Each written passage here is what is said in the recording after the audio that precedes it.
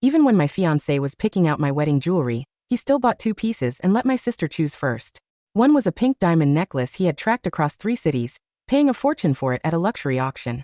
The other was a cheap black onyx brooch that came as a free promotional gift. It didn't match a wedding dress at all. For the first time in my life, I pointed to the necklace before she could. Can I choose first this time? Ryan ruffled my hair, his tone patronizing. Victoria is competitive, Gina. If she isn't the first choice, she'd rather have nothing. You've never been picky, and the other piece isn't bad. I didn't say anything, but my chest felt completely hollow. Growing up with Ryan for 20 years meant I was always the one picking up Victoria's scraps. Every summer, when the watermelon was sliced, Ryan would hand the platter to Victoria first. She would take the centerpiece, seedless, sweet, and vibrant red. Then, Ryan would push the remaining pale, seed-filled rind toward me. This one is ripe too, just a little less sweet. It'll do. When he got a new car, he let Victoria claim her spot. She picked shotgun, claiming she was prone to car sickness. Ryan pointed to the back. The back seat is a little cramped, but either side is fine for you. Later, it was the same with love. He had loved Victoria, but she chose to chase her PhD and her academic ambitions abroad. Left behind and heartbroken, Ryan turned around and proposed to me. To Ryan, Victoria was always the first choice. I looked at the cheap black brooch and gently pushed it back. Give both to Victoria, Ryan. I don't want to choose anymore. I didn't want to choose from the leftovers. Ryan let out an exasperated sigh. Gina, a cheap promotional piece like this doesn't suit your sister. I looked him dead in the eye. Then why does it suit me? Ryan froze, then laughed it off. Come on. When you two stood together as kids, everyone said you looked like her little shadow. You can't carry off a loud color like pink diamonds. Black is low-key. It doesn't demand attention. The little shadow. Victoria and I are twins, but I never measured up. In school, she was always straight A, while I pulled all-nighters only to scrape BS. My mother would pinch my temple and sigh. You came out of the same womb. How are you so slow? Whatever, we only need one genius in the family. I followed Victoria around, carrying her bag, peeling her apples. I was the shadow for 10 years. I had told Ryan more than once how much I hated that label. He would always promise, okay, I won't say it again. But the second Victoria was in the room, those words slipped out of his mouth anyway. I looked at him, my voice flat. Ryan, we're over. Let's call off the wedding. Ryan stared at me, smiling like I was a child throwing a tantrum. All right, if you don't like the brooch, we'll get you something else. No need to say things like that. We'll go to the mall right now, and you can pick whatever you want, okay? Victoria slid the pink diamond necklace toward me. Gina, take it. You're getting married, don't act like a child. But Ryan stopped her hand. I bought that specifically for you, Victoria. Gina can't pull it off anyway. It'd be wasted on her. So much for letting me choose first. It was always meant for her. Ryan pulled me by the shoulder toward the door. But at the mall entrance, Victoria mentioned she wanted to check out a new designer perfume. Ryan immediately nodded. We'll look at Victoria's perfume first, then get your gift. No ruse. Always the same. Victoria spent forever at the counter, torn between 2 cents. Ryan noticed her hesitation. Just get both. Use one now, and give the other to Gina. You two can swap whenever you want. He paid and handed me the extra bottle. Their gift solved. Your sister has great taste, you should be happy. I didn't take it. I looked at the bottle, finding it almost funny. Didn't he say we came here to let me choose? I'm packing my things from your apartment tonight. I'm not coming back. Ryan's hand froze midair. His face hardens. Gina, stop playing games. That night, he called my parents over. The moment my mother walked in, she jabbed my temple. Have you lost your mind, calling off a wedding? Do you know how lucky you are to have Ryan? You're average looking and slow. If your sister wasn't so focused on her career, do you honestly think he'd look at you? My head throbbed. I had heard this my entire life. I was slow. I was plain. I was not Victoria. Ryan stepped in front of me, smiling to smooth things over. Don't say that, Mrs. Miller. Gina is sweet. She's not unworthy of me. My mother beamed at him. Look how he defends you. Where else will you find a man this good? If you break up with him, don't bother calling me your mother. Yes, such a good man. I should be deeply grateful. I sniffled. Okay. Everyone sighed in relief, like a petulant child finally behaving. I went to my room, locked the door, and called Beth. The tears fell silently. Beth, is that spot still open at your pottery studio in Asheville? Beth's voice was cautious. Aren't you getting married next week? Will your family let you go? I looked out into the dark night. Beth, what would you say if I left him at the altar? She gasped. To her, I had always been the quiet, obedient, non-confrontational girl. But being good never got me loved. I spent my life on tiptoe, trying to get Ryan and my parents to look at me, but I didn't want to be the good girl anymore. The next day, Ryan took me to see the house renovations. I walked toward the passenger seat, but he pulled me back. Silly girl, that's Victoria's seat. Victoria walked up, and Ryan opened the door for her. Victoria wants to buy a house soon too, so she's coming to take a look. I quietly slid into the back seat. Okay. At the beautiful townhouse, Victoria's eyes lit up when she saw the master suite. The light here is perfect, and the humidity is just right for my lab samples. Ryan stood beside her. If you like it, this room is yours whenever you visit. I'll get my best designer to remodel it for your equipment. I stood in the doorway. During the entire buying process, Ryan had never cared about the house. A house is just a place to sleep, he'd say. But now, he and Victoria stood side by the window, discussing blueprints like newlyweds. Victoria turned to me with a playful smile. Gina, you don't mind if I take this room, do you? I looked at Ryan. You know this was supposed to be our master bedroom, right? Ryan's gaze was perfectly calm. It's just a label, Gina. You don't need scientific humidity levels. Just pick one of the other rooms. I loosened my clenched fists. She's my sister. Let her have it. Ryan patted my head. Good girl, Gina. Next was the bridal salon. My 3 custom dresses were ready. Victoria linked her arm through mine warmly. Let me help you check them, baby sis. She seemed like a caring sister. But while I was trying them on, she got a phone call and looked distressed. The gown for my award ceremony gala got ruined, and I can't find a replacement in time. Ryan scanned the salon, his eyes landing on my reception dress. Victoria has pale skin. This ivory gown would look stunning on her. Let her have this one. The stylist can't help but speak up. Sir, Miss Gina came here 30 times to sketch and adjust the details for this custom dress. And, who wears a second-hand dress for their own wedding? Ryan looked at me, taking my compliance for granted. To him, if Victoria needed it, I should give it. I clutched my chest. Surprisingly, it didn't hurt as much anymore. I changed out of the dress and handed it to Victoria. It's fine. It'll look beautiful on you, Victoria. Ryan looked surprised for a second, then softened. Thank you, Gina. I'll help you pick an even better one. But his eyes remained glued to Victoria in the gown. He knelt down, personally smoothing out the creases in her train. I used to dream of him doing that for me. Out of 30 visits, he only came once. When the stylist suggested he help adjust my train because it's romantic, he hadn't even looked up from his phone. That's dramatic, not romantic. We pay them to do that. Watching him kneel at Victoria's feet, I finally understood the price of my illusions. Everyone always preferred Victoria. My parents, Ryan. But I couldn't help loving him because when my parents screamed at me for being stupid, Ryan was the one who slipped me a strawberry candy and said, being silly is cute too. I hid that love for years. Even when he proposed to Victoria and she rejected him for her career, and he proposed to me in a rebound haze, I said yes. I gave up my art to work as his assistant, forcing myself to read dry data sheets to be more like her. But I could never be Victoria, and he could never love me. My phone buzzed. Beth, the studio is ready. When are you coming? Victoria had changed out of the dress. Ryan handed me a simple black gown. Just take this one, Gina. Victoria has to run. Let's not keep her. This one is simple and elegant. Fits you. Black again. The color I hated. I looked down and replied to Beth. On the wedding day. I'm leaving. That evening, we went to my parents' house for dinner. I realized it was my and Victoria's joint birthday. Ryan bought the cake. You two share a birthday, so one cake is easier. The cake was beautiful, but it was layered with thick mango cream. Victoria loves mango. I am severely allergic. But no one seemed to notice. Ryan inserted the candles, placing the birthday crown on Victoria's head. Make a wish, Victoria. I looked at the mango cake, the crown, and Ryan's warm smile. Ryan, I said quietly. You always buy 2 of everything, but we only have 1 cake. And why am I always the last one to choose? The room went dead silent. Ryan frowned. It's always been this way, Gina. What is wrong with you lately? My mother glared at me. She's your older sister, and she's accomplished. Of course she goes first. If you were half as smart as her, I'd let you blow the candles first. The words died in my throat. Victoria made her wish, and they sang to her. By the time it was my turn, the candles had melted down to the wax. Ryan shrugged. No more candles left.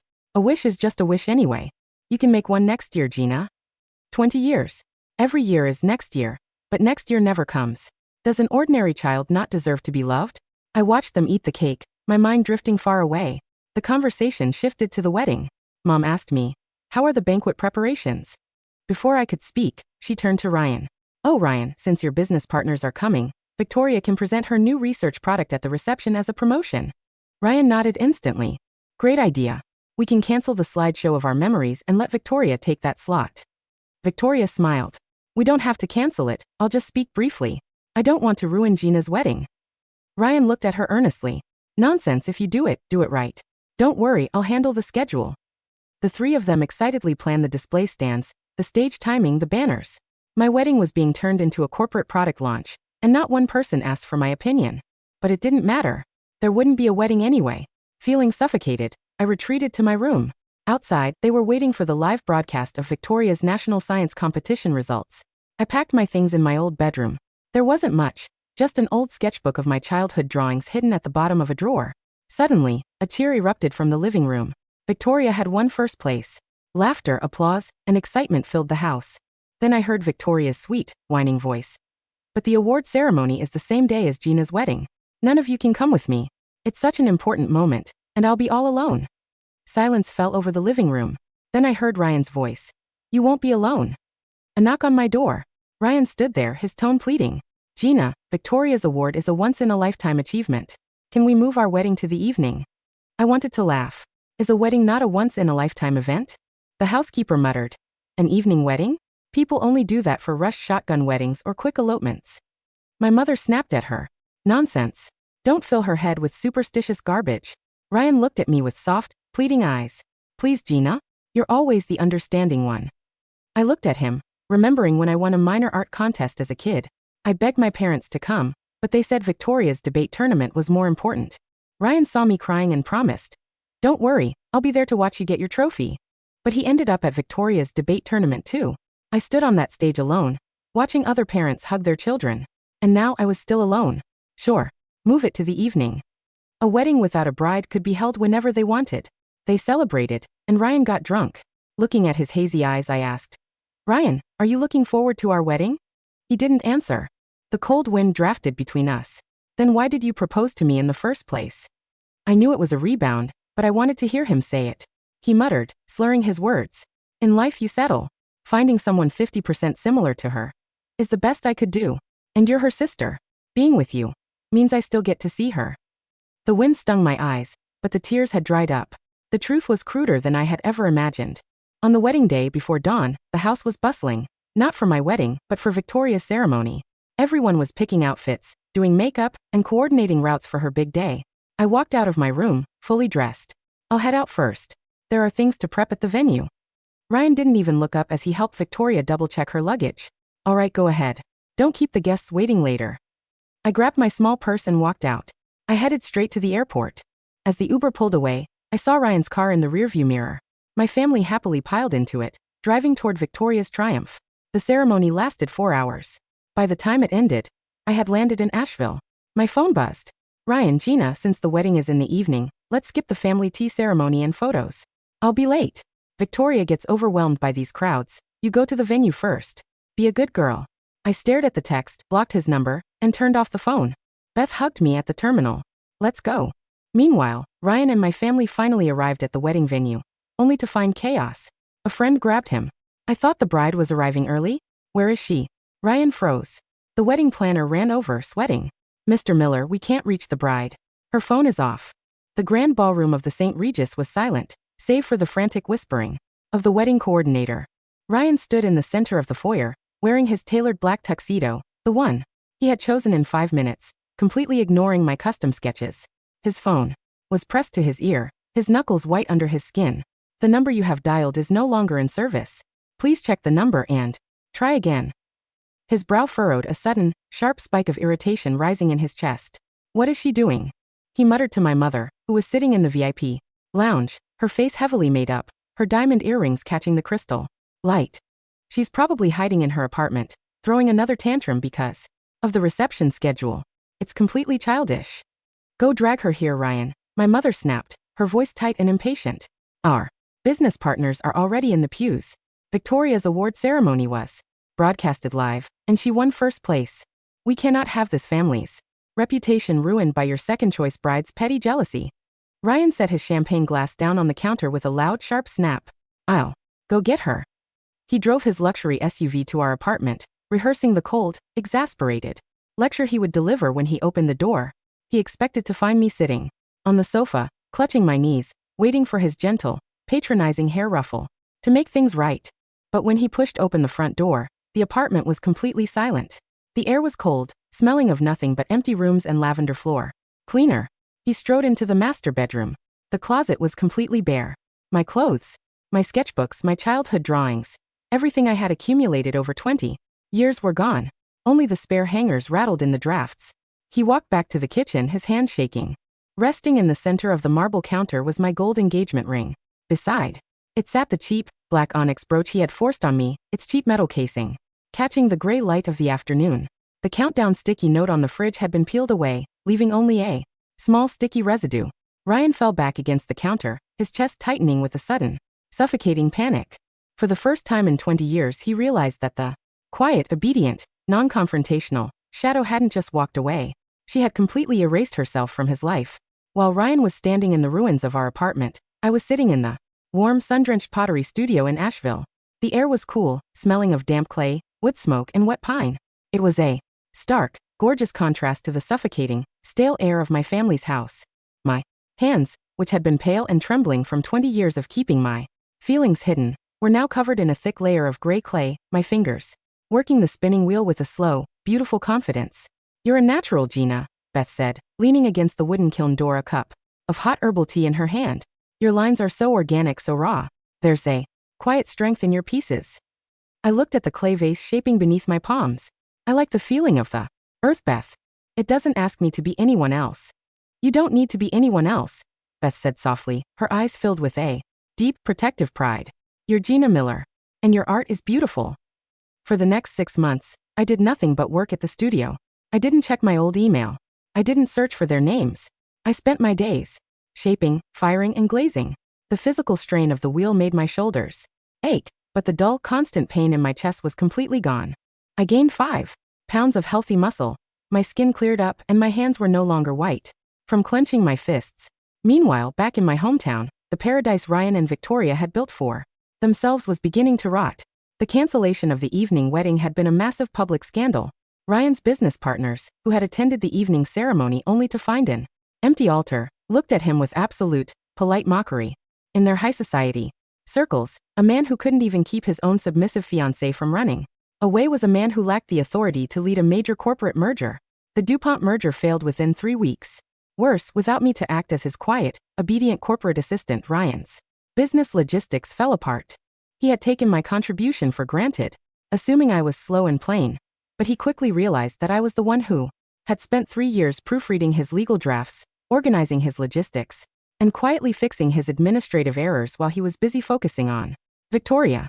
And Victoria's genius career was hitting a wall. Her national award-winning research paper was flagged by the university's board of trustees for massive data inconsistencies. Victoria was a brilliant speaker, but she was terrible at dry, meticulous data analysis. In the past, she had simply dumped her raw, unorganized lab spreadsheets onto my desk, and I had spent 30 sleepless nights formatting, proofreading, and structuring them to look flawless. Without her slow assistant to do the heavy lifting, Victoria's new research drafts were a chaotic, unpublishable mess. The perfect, golden twin was revealed to be a beautiful, empty shell. A year after the wedding day, the grand exhibition hall of the Asheville Fine Arts Center was bathed in a bright, clean light. The massive glass windows looked out over the misty blue peaks of the Appalachian Mountains, and the air smelled of fresh pine and wood smoke. My first solo exhibition, The Shadows Release, was a massive success. The walls were lined with my organic, raw pottery installations, each one glazed in deep, earthy greens and blazing golds, representing a heart that had finally walked out of the dark. The room was packed with curators, collectors, and art critics from across the country. I stood near the center of the room, wearing a comfortable, elegant linen dress. My skin was glowing, my hair styled in a simple, chic bob, my face completely at peace. "The form is absolutely masterful, Miss Miller," a prominent New York curator said, raising his glass to me. "It carries the quiet strength of someone who has survived a great storm." "Thank you," I said, offering him a warm, genuine smile. I had to learn how to stunt. As I turned to speak with another collector, a sudden, tense commotion near the entrance of the gallery drew everyone's attention. I turned. Standing in the doorway, looking entirely out of place among the elegant, sun-drenched crowd, were my mother, Helen, and Ryan. They looked unrecognizable. My mother's face was hollow, her expensive designer coat wrinkled and covered in dust, her eyes wild with a frantic, desperate desperation. Ryan had lost 20 pounds, his tailored gray suit hanging loosely on his frame, his jaw tight and covered in a rough stubble. They stared at my golden pottery, then at my elegant linen dress, And finally, their eyes locked onto my face. Gina, my mother whispered, her voice cracking as she took a trembling step toward me. Gina, it's really you. The crowd of collectors began to whisper behind their hands, but Ryan didn't care. He marched through the crowd, ignoring the security guards, and fell directly onto his knees on the polished floor in front of me. Gina, please, he sobbed, his hands reaching out to grab the hem of my dress. I was wrong. I was so blind. Victoria, she didn't love me. She was just selfish. Once you left, she wouldn't even let me touch her hand because she said it was improper before her career was set. I realized you were the only one who ever truly loved me. The house, the master suite, the custom dress. I'll give you everything. Just come home. My mother fell to her knees beside him, her hands clenching into tight, begging fists. Gina, my daughter, we were wrong about you. We didn't know you were so talented. The family, we're bankrupt. Gina, Serena's plagiarism lawsuit ruined us. Please save your sister. Just this once. I looked down at the two of them kneeling on the floor, the mother who had spent 20 years pinching my temple and calling me slow, and the fiancé who had treated my love as a cheap rebound for his first choice. I felt absolutely nothing. No anger, no hatred, not even a trace of the old burning resentment. Just a quiet, peaceful pity. Being silly is cute, Ryan, I said, my voice quiet, even and carrying a freezing, absolute finality that echoed through the silent gallery. But being stupid enough to return to you would be tragic. I looked at the security guards. Please escort these two out. They are disrupting my exhibition. Gina, Hina, no, we're your family, my mother screamed as the guards grabbed her arms, dragging her backward out of the gallery.